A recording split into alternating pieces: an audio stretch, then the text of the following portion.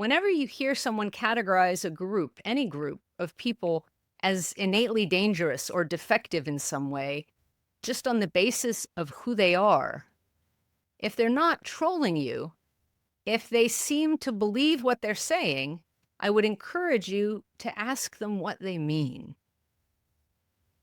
Sometimes just having to clarify that can help awaken some people to what they're really saying.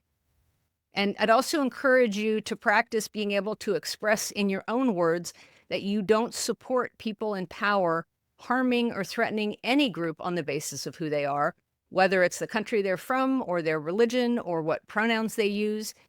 Say that you know this kind of targeting is wrong, and even more that it can get out of control, regardless of the intentions of the people doing it, and that people often end up dead.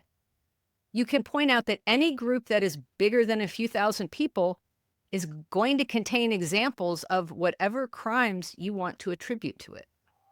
These kinds of conversations can be difficult, but occasionally can be useful if you approach them more in sorrow than in anger.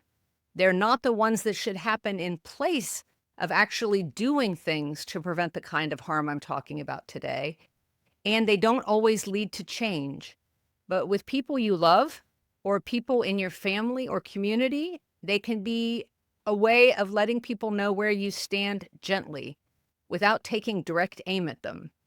And it does so in a way that sometimes plants a seed and opens eyes to what's happening. If you come, as I do, from a community that's less vulnerable to targeting than most groups, these conversations can be a way of in-group education, an attempt to bring you and yours to accountability and not leave it to those at risk to have to explain to other people why they deserve to live like anybody else.